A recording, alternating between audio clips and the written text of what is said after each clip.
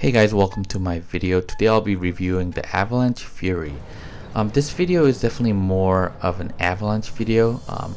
Here I started off with Lance Glory Igniter just to capture a beacon, but I have two games recorded in this video and mostly I stay in Avalanche Fury. So after I'm done with this build, I'm basically in that build for the rest of my match. I did choose Fury because obviously with Fury's weapon, you can put 3 heavy weapons on it, so it kind of maximizes that avalanche effect. And here I attempt to go 2 versus 1 because there was only one enemy there, and it was an Ares.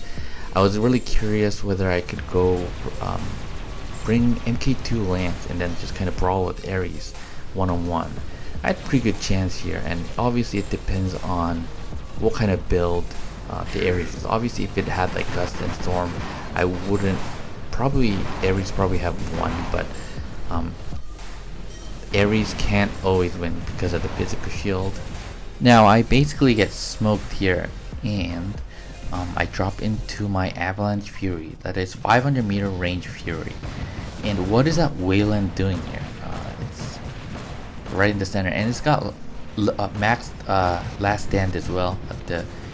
The Inquisitor on the right doesn't have a chance because there's a Fenrir and Invader. So let's look into some specs here.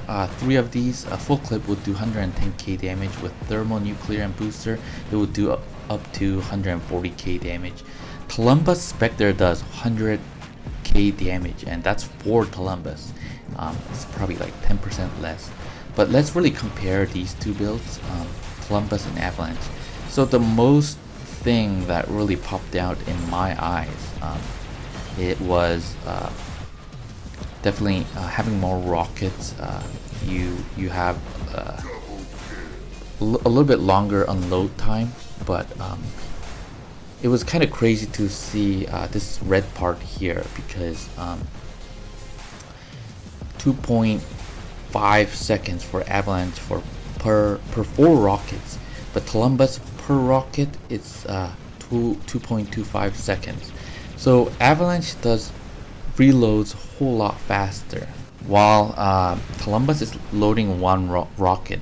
Avalanche is loading 4 rockets. Obviously the Spectre has 1 more Columbus, so but it's still that Avalanche Fury is definitely gonna reload a whole lot faster, shoot more rockets. The rockets are going to be available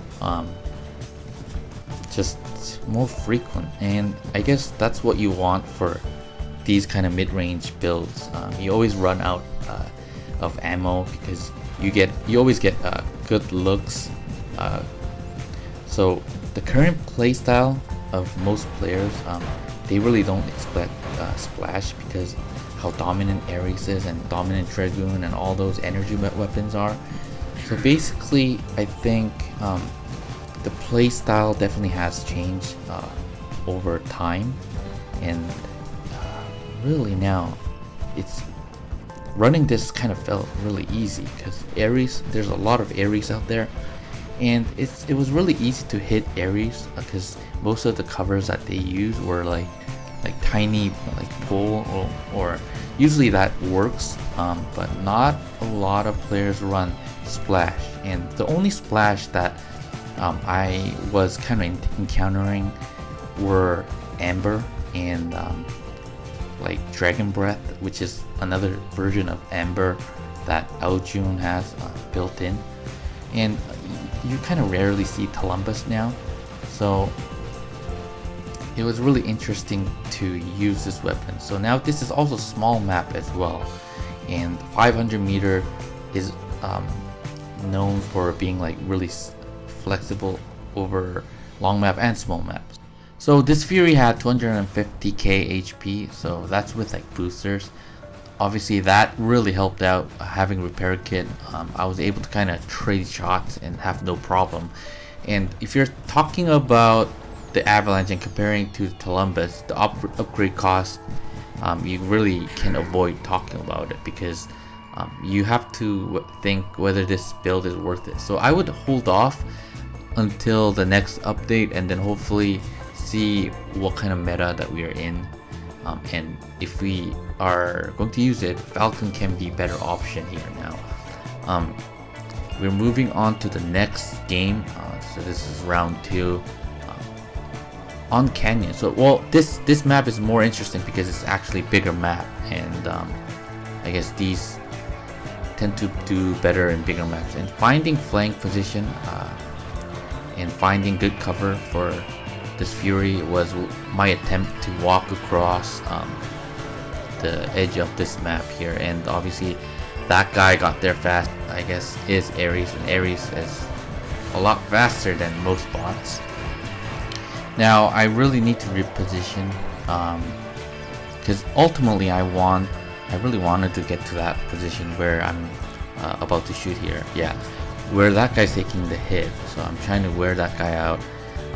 Because most players tend to be so focused near the center, if you get to that position, the center is within that 500-meter reach. So you get free shots because most bots tend to be in cooldown, and there's no cover to their side. And this guy overreached, splash, and then hopefully I could kill him. But actually the Gecko killed him, so Gecko for the win, guys. And I'm gonna fast forward this part here because I'm basically just trying to keep distance and then walking back all the way over there. I should have just walked all the way over there. I think I really hesitated normally with this build because Ares is faster, and Ares also has 500-meter range with its built-in weapon.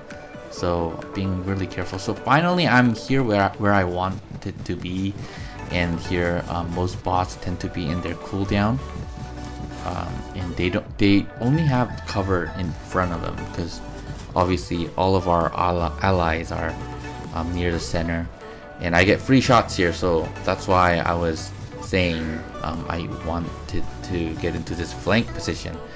So now those guys who are killed by me are going to really chase me down after spawning. For example, this guy here. So I'm actually going to make him use his ability by corner shooting, and that was successful. Hopefully I bought some time and his ability wears down. I think he was gonna drop down, but he didn't.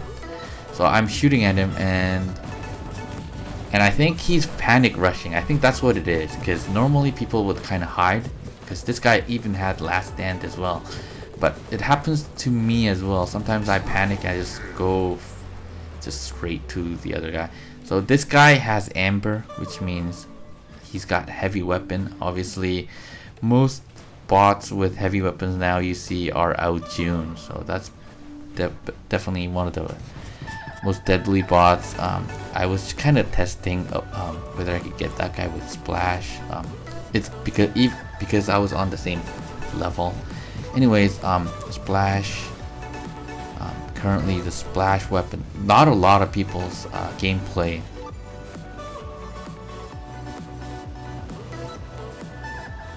They really, okay, so most players don't really don't have to be careful of splash, because I mean, if it's Orkin, you already see it coming, and if it's Trident, the splash is like non-existent, so no one runs it. So a lot of people don't expect it. So that is something I realized by running this. Like during when Trident was really strong, like when we were using Brit bots, people were keeping a lot of distance because of Trident. Like one Trident could basically wipe out the entire hangar, because back then the bots were a lot slower too. So Trident, you see it coming and you really couldn't do anything about it. So that's why people hated it. But now, like, it's the energy weapons are so dominant that no one really runs any splash. And mid-range splash, there's only Columbus and Trident, and both of them you don't see it as much. So people don't expect it. That's my point here. And that's why I guess I was a little bit more successful with this. 500 range with splash just makes things a lot easier. I mean, I can get this guy here. Support, you can support all your teammates from like everywhere. So there was a benefit of that. And that this is Invader, and I think that guy was using Repair Kit, and I think he's still using Repair Kit. Or it could be like a skill for Pilot. And I'm wearing that guy down pretty good. Like, he's gonna jump soon. Yep. Taran is actually wearing him down. Taran Spectre. So, but the Taran will definitely be nerfed in future, I think. So well played, guys. The solo guys that were in this match. And that, again, I'm repeating this again. The 500 meter range with Splash just makes things a lot easier. And Avalanche Fury, I only used Avalanche Fury for that match, so not bad.